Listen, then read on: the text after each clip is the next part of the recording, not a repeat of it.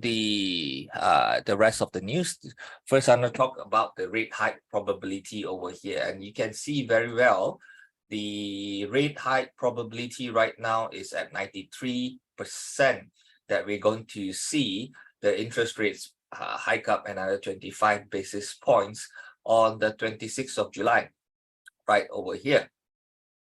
Okay, so what's going to happen next is that the US interest rates will equal the Reserve Bank of New Zealand rate at 5.5%, making US rate the highest among all leading economies together with New Zealand. And if they were to plan to continue hiking, that will make US the #1, ranking in terms of the highest interest rate if they were to do it again. So this is the part that you need to work out from here, and then we shall see. Yeah. So wait a bit over here, and at the end of the day, every time we talk about rates, we want to know what does it mean. Okay. One thing is getting clearer and clearer. It simply means that we are in the midst of a least trusted, now I repeat, least trusted stock market rally. Yes, the market is rallying. It's definitely rallying. There's no denying in that. And then even the news portals, they are already reporting that the market has recovered from that. Yes, it's true. To the extent, definitely it's true. But right now, from what I gather, I think it's a least trusted stock market. Okay. And last week, we had the US inflation gauge coming in lower than expected, but the Fed is still expecting to hike its rate on the 26th of July. They're doing this because they themselves do not trust that this inflation can go down on its own without the US hiking its rate. Okay, they feel that they have to do something. Now, early in this year, we had economists expecting the Fed to cut its rate at the end of Q3. The next quarter, the current quarter that we are in right now, I don't think it's going to happen. If you look at the overall inflation, it's going to take some time. It's proven to be very sticky, and so cutting rates, I don't think it's going to happen soon.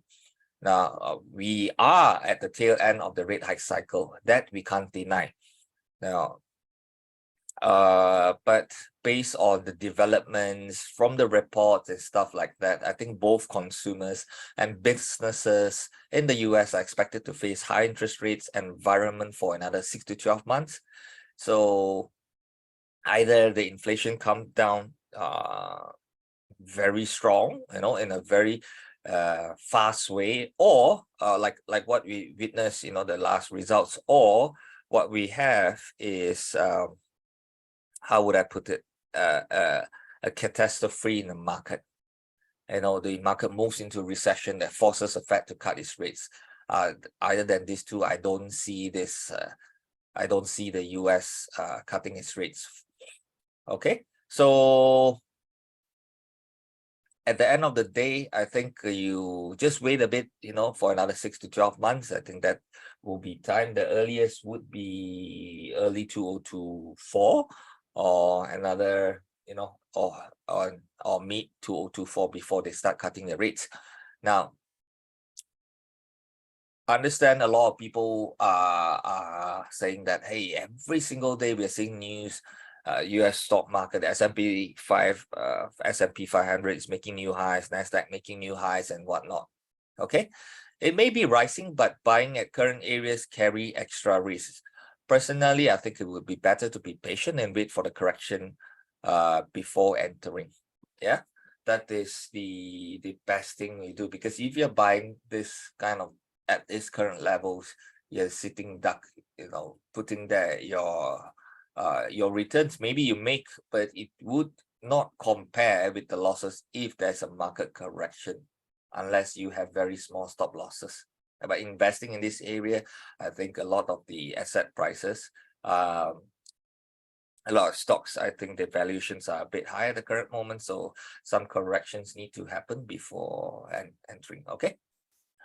Now, let's move into the cryptocurrency update. A recent ruling by the US court ruled the sales of Ripple, or the ticker symbol XRP, on crypto exchange did not violate federal securities law. It ruled that Ripple is not a security when sold to the general public, but only when sold to institutional investors. That was the ruling. So SEC chair, the SEC chair, Gensler, claims that, to him, all crypto assets fall under the category of securities except Bitcoin.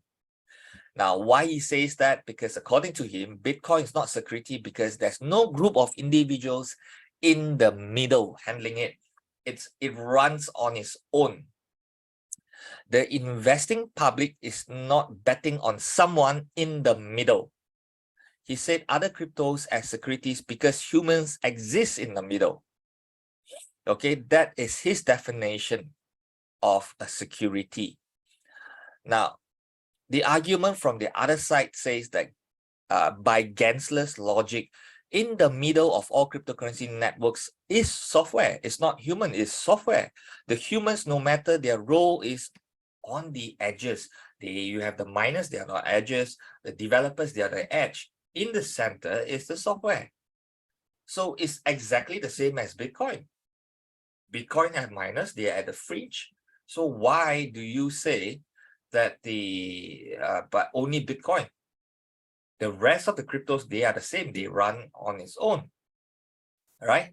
So the US court, looked at this logic over here and ruled that XRP is correct, okay, in certain things. So the cryptocurrency market celebrated the win, and XRP, if you were in it, surged as high as 96%, almost double. That was really, really cool by that. And first, this whole thing, it's definitely augurs well for other cryptocurrency firms fighting a legal battle with the SEC. Firms like Coinbase and Binance are being sued by the SEC for operating as unregistered securities exchange. Now, with this ruling over here, by saying that these cryptocurrencies, they're not securities, then it's a good case for Coinbase and Binance. Yeah. Over here, so the SEC definitely would likely appeal, and there's always this chance that the rulings could be overturned, but it's definitely a good progress right over here, especially if you have invested in Coinbase or Binance. But more on Coinbase later on. So good news coming out from the exchange and the crypto world.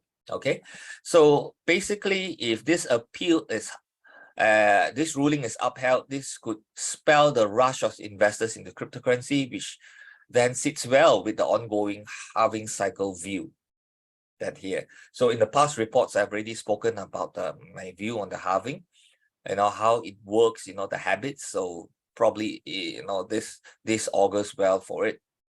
So finally, Blackrock, right, has resubmitted an application to the SEC for the listing of a Bitcoin ETF. And together with Blackrock, I think the rest of these big companies, big fund institutions have also done so following Blackrock's application. Now, I just want to focus on Blackrock because it is the guy. If they really approve Blackrock, it's a big thing.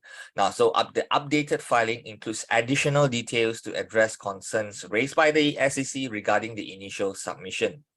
Okay, so in its filing, what is the additional details is that Coinbase will provide market surveillance support for the proposed ETF, which is backed by Blackrock.